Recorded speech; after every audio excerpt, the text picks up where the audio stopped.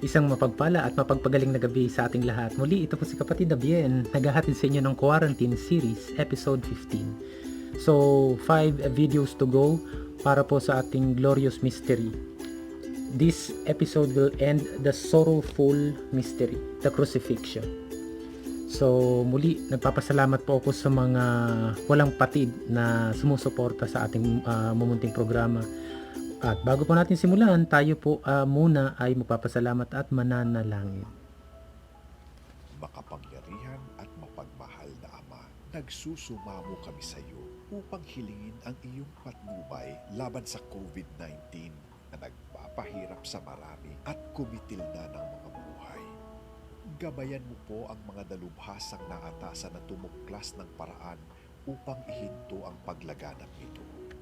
Patnubayan mo po ang mga lumilingap sa may sakit upang ang kanilang pagkalinga ay malaki pa ng husay at malasakit. Itinataas namin ang mga nagdurusa. Makamtan nawa nila ang mabuting kalusugan. Lingapin mo rin po ang mga kumakalinga sa kanila. Pagkamitin mo ng kapayapaang walang hanggan ang mga pumanaw na. Pagkalooban mo kami ng biyaya na magtulong-tulong tungo sa ikabubuti ng lahat. Pukawin sa amin ang pagmamalasakit sa mga nangangailangan. Susumamo kami na iyong ihinto na ang paglaganap ng virus at ipag-adya kami sa lahat ng mga takot at pangamba. Hinihiling namin ito sa pamamagitan ni Jesucristo na nabubuhay at naghaharing kasama mo at ng Espiritu Santo, iisang Diyos, magpasawalang hanggan. Amen.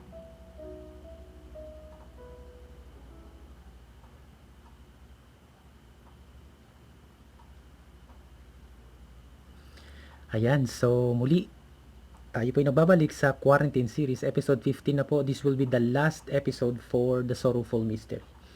So, the Bible verse we're going to read will be Luke 23 verse 33 to 46.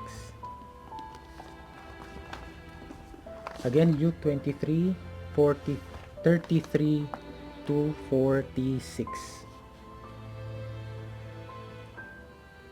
When they came to the place that is called the Skull, they crucified Jesus there with the criminals, one on his right and one on his left.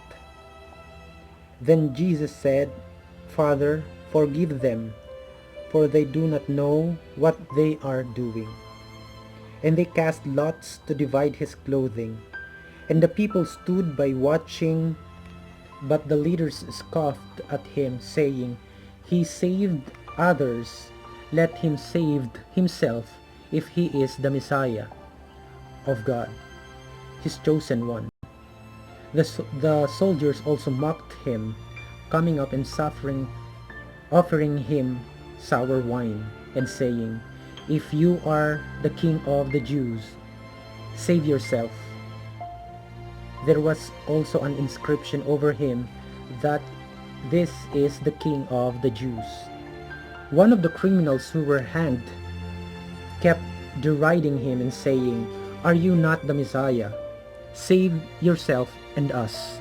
But the other rebuked him, saying, "Do you not fear God, since you are under the same sentence of condemnation, and we indeed have been condemned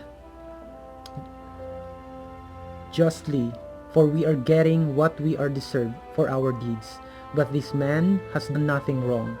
Then he said, "Jesus, remember me when you come into your kingdom."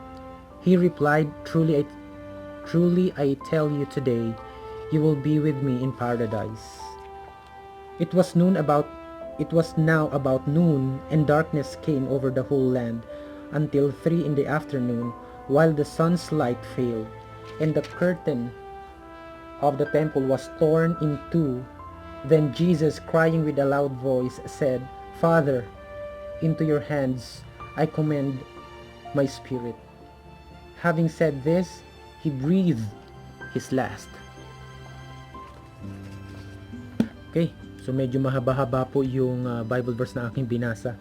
So, proceed na po tayo sa proper nung episode 15. Ito medyo matindi, medyo halokayin natin ang kasaysayan.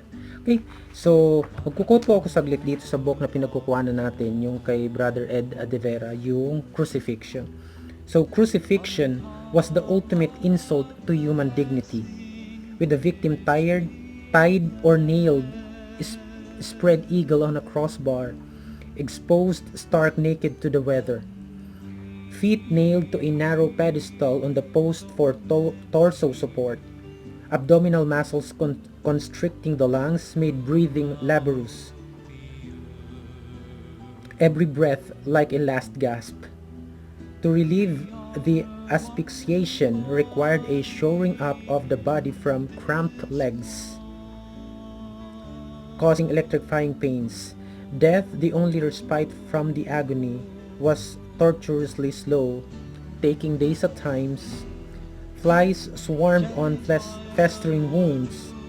Vultures and crows sometimes pecked the eyes, adding to the misery were snide remarks from the passers-by, for the crucified was considered accursed. Even the historian Josephus and the Roman historians, na yung pinakaisa sa hindi mo na naising maparusahan ka is the crucifixion. Yung humiliation na ibinibigay nito sa isang tao. At tandaan natin, kapag ang isang tao wala ng dignity at wala ng dignidad, may cause pa tayong magpakamatay. But Jesus Christ, though He was God, in Philippians 2 verse 6, He humbled Himself, though He was God, He take the form of a slave, even to death. Niyakap niya yung kanyang nakatadhanang misyon. So going back to Adam and Eve, they were tempted na sinasabi nila to an apple. Naalala niyo po yun? So doon sa an apple, Jesus and Mary, the new Adam and new Eve, reverse the temptation to a one apple, the heart, their heart, yung pinagsamang puso ni Maria at ni Jesus, sa pamamagitan ng kanilang iisang puso, yung isang mithin at isang mission din na nagapi nila o reverse nila yung temptation. And then, gaya ng sinabi ko nung una na tempt si Adam and Eve sa isang garden, si Kristo nung sa nanalangin siya sa Mount of Olives, that is a garden of Gethsemane. And then doon sa John 19:41, yung garden, yung yung tomb ni Jesus Christ na quote ni Saint John na meron ding tomb.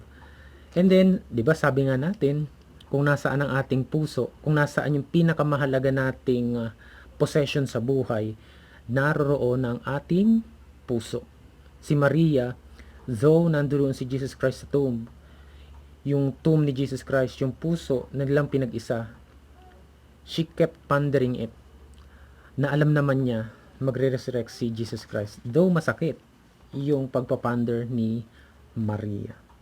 So doon sa John 2 verse 19 to 21, kung maalala niyo, sinabi ni Jesus Christ, guguhuin tong templong ito at bubuhayin kong muli, itatayo kong muli. Sabi nila, binigay nito yung mga salitang ito, ngunit hindi niya kayang iligtas ang kanyang sarili, sabi ng mga Pariseo nung nakaharap na si Jesus Christ sa cross, yung siya ay naparusahan na. So sabi nila, this is the Son of God. And the chief priest, sabi nila, you save others, not yourself. So the naked Jesus is skinned, naked Jesus was a skinned Passover lamb hang over the altar. Ito yung connection. Ito yung maganda lagi nating binabalikan, yung typology. Yung naked Jesus, pinapaalala nito yung pag-o-offer ng sacrifice ng high priest, na kung saan binabalatan yung Passover lamb. And remember, John 1:29, Jesus is the Lamb of God na isa-sacrifice. So Jesus was crucified. So ganun din yung skinned Passover lamb with limbs impaled with two pieces of wood forming an X. So a cross-crucifying lamb. Kaya nga may sabi dito sa Wisdom 2:21, kung babasahin po ninyo, siguro ipopost ko na lang, hindi ko na save dito. Wait. 2:21. Wait lang po. May kaugnayan yan sa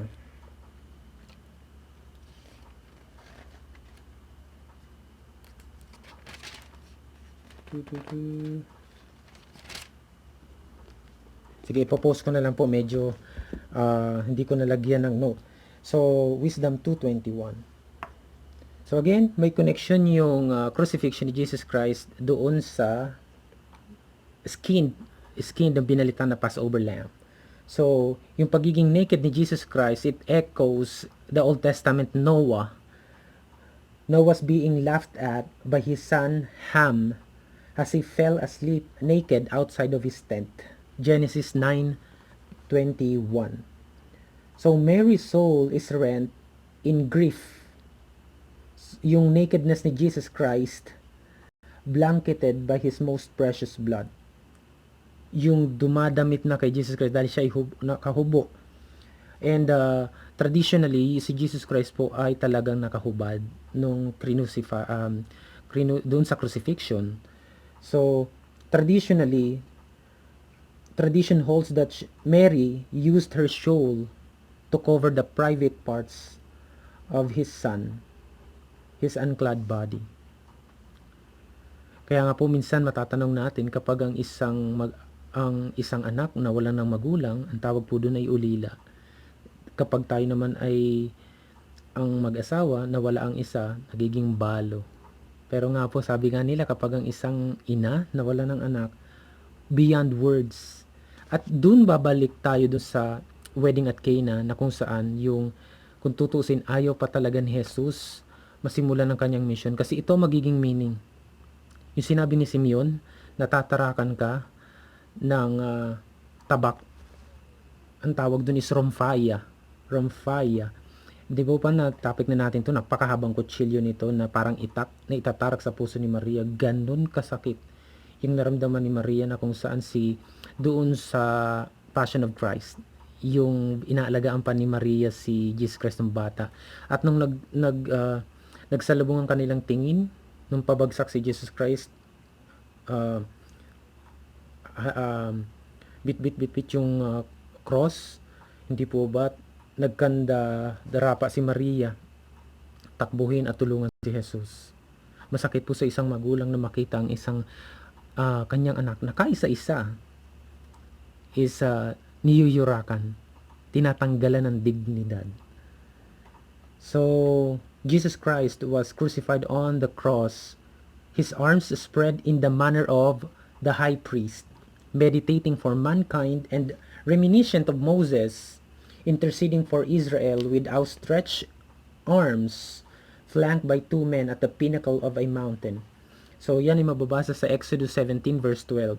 Ang sabi doon, ang bilin lang kay Moises, huwag ibababa ang kamay dahil magagapi sila ng kalaban.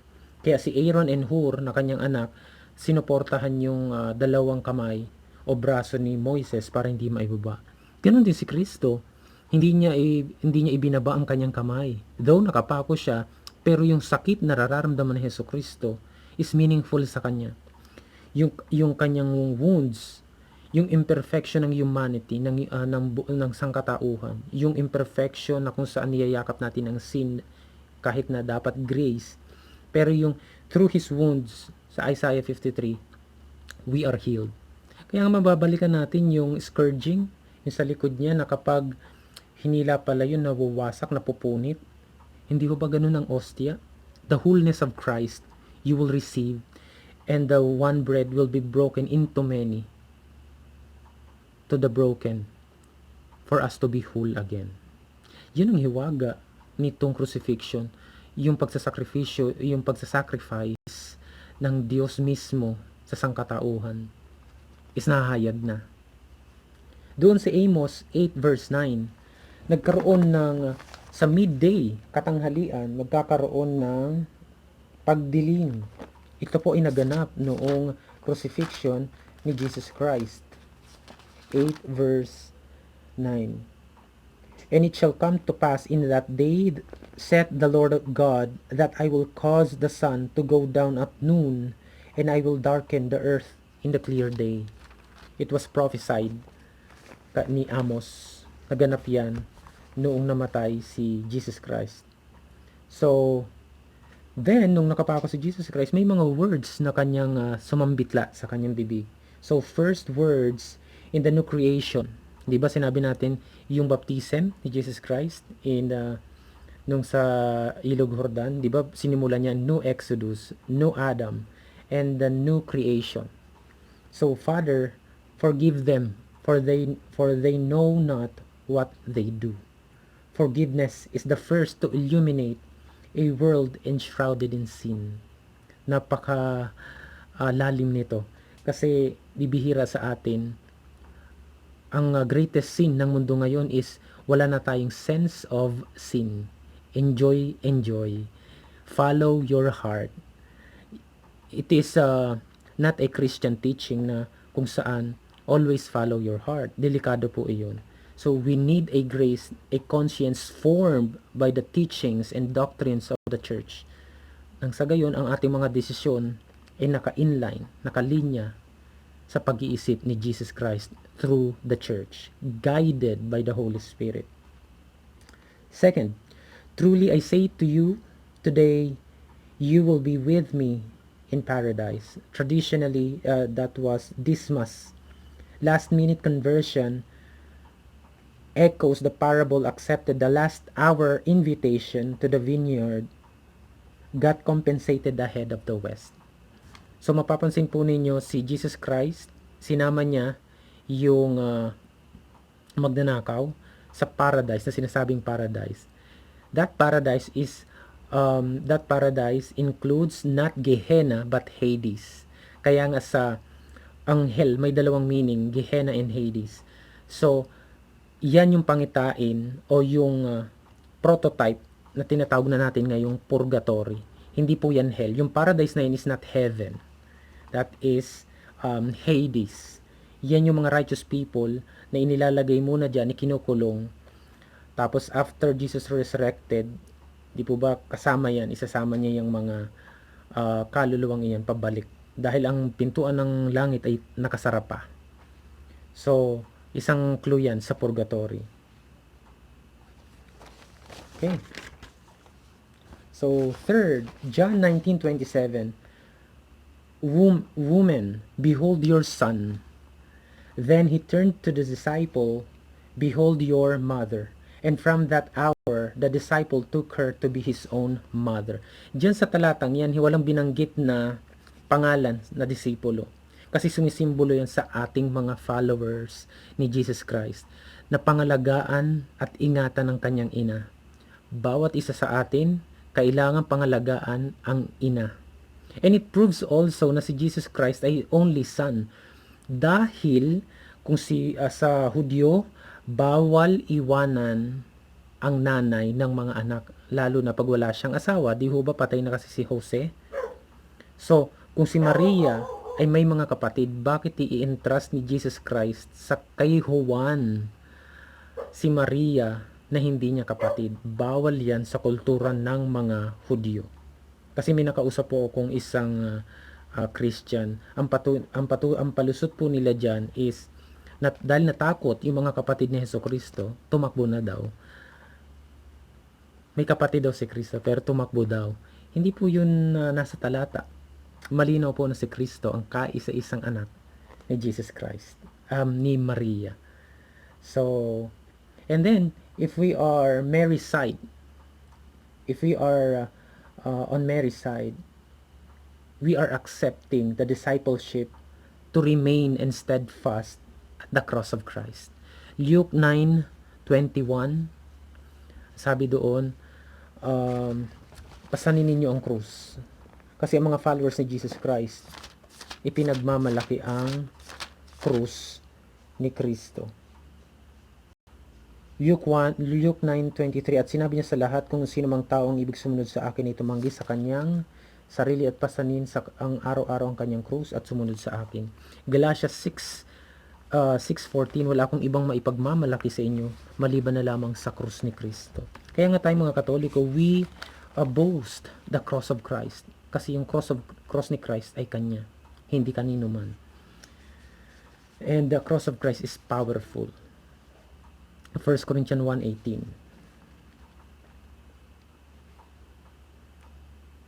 Fourth word from Jesus Christ was a prayer. Loneliness and abandonment.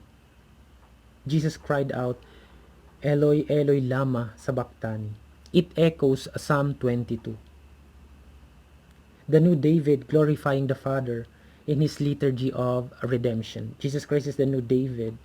Yung awit 22, though Jesus Christ is equal with his Father, dito niya sinasalo yung bigat na dapat pasan ng bayang Israel ng sangdaigdigan, yung pagtubos sa kasalanan.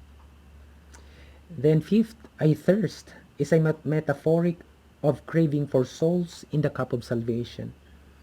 A bowl filled of vinegar stood there, and the vinegar on hyssop held to his mouth. This is the same plant used to paint portals with the lamb's blood, and by Moses to sprinkle a blessing with blood of the Sinai covenant, sipping wine forth, cup ending in Hebrew liturgy. Kaya mapapansin po ninyo yung sa hamba and yung pinakataas ng paglalagay ng dugo, it symbolizes the crucifixion. Mamaya ipapakita ko po yung picture, ipopost natin yan. He cried out, it is finished. He had accomplished the fulfillment of the Passover Sinai covenant in the day of atonement sacrifices. Then seventh, the last word, Father, into thy hands I commit my spirit. And the curtain to the temple was torn into two from top to bottom, signaling an end to the bloody animal sacrifice. Then lastly, may po-point po ako doon sa nung sinabing ibaba na si Kristo, 'di ba traditionally kailangan binabali yung tuhod, signifying na patay na mismo. And dito kayo magtataka, ang pagpapapako sa krus is tatagal ng 3 more days para mamatay ka doon. Mamamatay ka through asphyxion, yung kawalan ng hangin. Pero si Jesus Christ, within 3 hours, from 12 to 3, namatay po siya. Meaning, ganun kagrabe yung ginawa sa kanyang parusa, yung ginawang pambubugbog ng mga Romano. So, yung blood and water gushed on his side. So, may gusto po akong ipunto doon. O, labas nyo na yung mga notebook ninyo, tsaka ballpen. So, doon sa scene na iyon, di ba, balikan muna natin yung tinuro ko rin sa inyo, yung consummation. Jesus Christ is the groom. Church is the bride. Bride, si Mama Mary, si Jesus Christ yung groom na nando doon. Yung cross, yung consummation of marriage between the bride and groom. Yung consummation of marriage, in union, nando doon yung son, si John. Diba ba? Ang ganda nung connection ng kasaysayan ng salvation history. So doon sa kabanatang iyon, merong tatlong naganap. Yung Pierce Messiah, yung doon sa water and blood, New Adam, and the New Temple. So doon sa Pierce Messiah, basahin ko po yung Zechariah 12, verse 10, then 13 verse 1, 12 verse 10, Zechariah 12 verse 12 verse 10. At aking bubuhusan ang sangbahayan ni David at ang mga nananahan sa Jerusalem ng espiritu ng biyaya at ng daing, at sila'y magsisitingin sa akin na gaya ng pagtangis sa bugtong na anak, at magiging kapanglawan sa kanya na parang kapanglawan sa kanyang panganay. Yung pagtagpas ng tagiliran ni Jesus Christ is the fulfillment na Diyos yung tinagpasan. Okay? So, sa 13 verse 1, at sa araw na iyon ay mabubuksan ng isang bukal sa sangbahayan ni David at sa mga mananahan sa Jerusalem, sa kasalanan at sa karumihan. Yung fountain of blood will be the remission for the sin. So, natupad na dito yung pierced Messiah. Second, the new Adam. So, from the side of Christ, mababalikan natin si Adam, nung tulog siya, kinuha sa kanyang tagiliran si Eva. Ganon din si Jesus Christ. Yan ay sa Genesis 2 verse 21 to 24. Ganon din si Jesus Christ nung sinabi niya, "Into thy hands I commit my spirit." Tapos nawalan siya ng spirit, namatay na siya. So from there, nagflow yung blood. So tulog ang new Adam. So yung water and blood signifying the church, isinilang sa tagiliran, hinugot sa tagiliran ni Kristo ang new kahal, the ecclesia. So from there, from the side of suffering Christ, nagkaroon na ng bagong kahal. So third, the new temple. The new temple will be on the 1st century. According to some Mishnah, ito yung mga tradisyon na ginagawa ng mga Hudyo, naka-record dito sa tinatawag na Mishnah. So sa Passover, ayon kay Josephus, 2,000 lambs has been offered. Grabe yon, sa isang araw. And then, ilalagay ko mamaya yung Mishnah Midoth, chapter 3, verse 2. Ang sabi doon sa altar, may underneath the altar, merong mga drain, 2 drains. And then from side of the temple,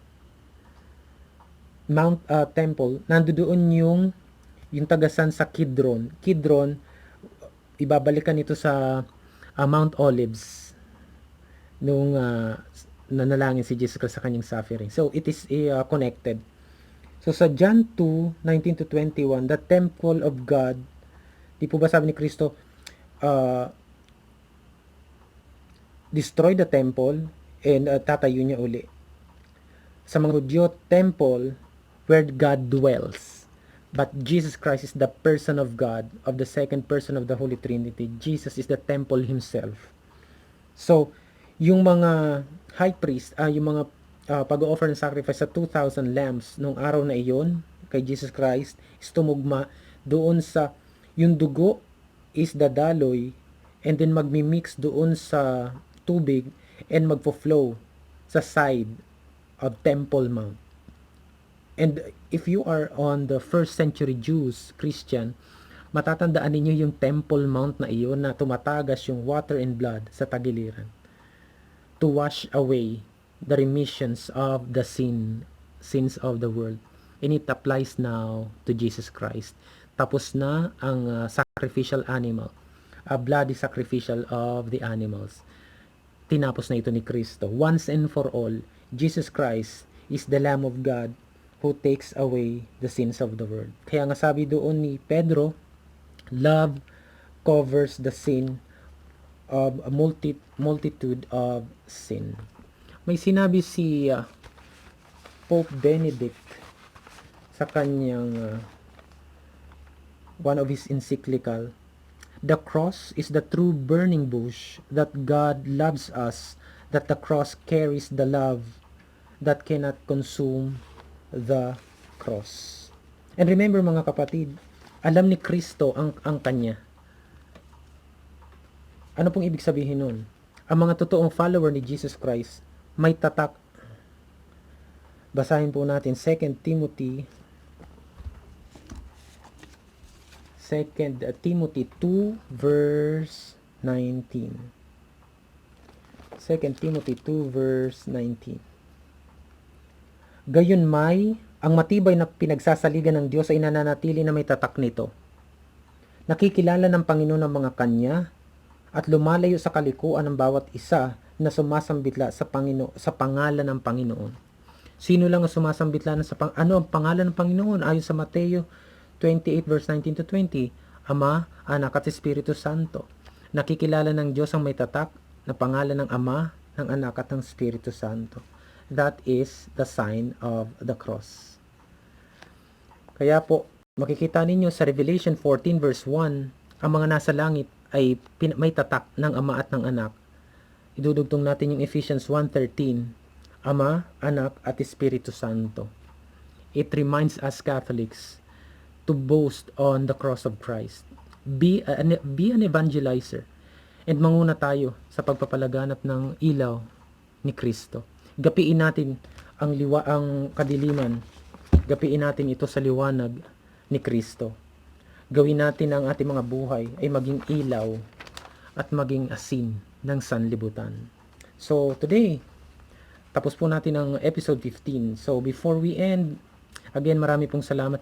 And by the way, natuto na po sa mag-edit nung subscribe and videos. Makikita nyo po doon before 15 to 20 seconds bago mag-end. Meron na po dyang logo and videos na kiklik nyo na lang para magne-next na lang, masusundan ninyo yung videos. And dun po sa mukha ko na image, pag click nyo po yun, didiretso na kayo sa subscribe button. Okay? Marami pong salamat. So, before we end, ayoko pong palagpasin na magpasalamat sa mga talagang sumusuporta sa ating mini program. Si Candy Reyes, Lady Maano, Queenie Galinada, Christian Bigno, Clint Forniloza, Christian Completo, Gerald Basinang, ay kay Frey Relly, OAR, kay Attorney Jeremy John. Sa Banzuelo family, maraming pong salamat. Tatlo sila. Sis Hannah Marie, and Brother Richie Banzuelo. And Jefferson Decena, Hiricus Vito, Hurley Alcaide, Donald Kaga, Brother Wilmar Hernandez, Will Brent Odi, Jerusel Coneri, JP Bermillo, Jess Moreno, John Repolona, Mickey Pascual, Jessica Lu, Rowa, aking classmate, Joan Bendal, Karen Beltran, kay Tita Liza, Elizabeth Dayaw, Joan Borromeo, kay Kelvin Garcia, John Paul Agreda, May Lagon Talagtag, Joven Halbuna, Joan Len Vero Terashima, John Nio Serrano, Hani Guevara, Henry C. Sofia Navarro. Maraming pong salamat. And again po, like, if na-LSS tayo, like, share, and subscribe. Meron na po akong bagong page na ilalagay para po paghahanda sa cross-examine. I-like nyo, ipopost ko rin po dito yung para po ma-add ninyo sa inyong mga Facebook account. And then, sa cross-examine po, yung mga gusto nyong topic na i-clarify natin na tinatanong ng iba't ibang relihiyon para sa ating mga Katoliko, pwede nyo na pong i-message sa akin, diretsong PM, or i-message nyo sa YouTube para po may i-reserve ko na yon. And then lastly, yung CFD Kristong Hari new logo, congratulations sa pamumuno po ng kanilang president, si Edwin Iborda, at sa kanilang team doon, si Sister Jane at saka kay Jo Marife Gokong. So muli, maraming pong salamat, and stay safe po sa ating lahat. 5 videos to go para po matapos na natin ang quarantine series at maumpisa na natin yung cross-examine. Mag-ready na rin po tayo sa King James Diglot Bible kasi ito po ang gagamitin ko sa entire episode. And then secondary na lang po yung ibang Bible version. And then may catechism, isang Bible, isang notebook. Yung notebook na puno yun, that will be the notebook for the entire lesson. Klase po ang gagawin natin para po mabigyan natin ng totoong muka ang trial. Kasi gagawin natin, ita-trial natin yung faith of the ancient faith of Jesus, the apostles, and the fathers. Kung ito ba ay tugma sa Catholic Church ngayong panahon. So muli, maraming pong salamat, at ito pong muli si kapatid na Bien, naghahatid sa inyo ng quarantine series, episode 15, The Crucifixion.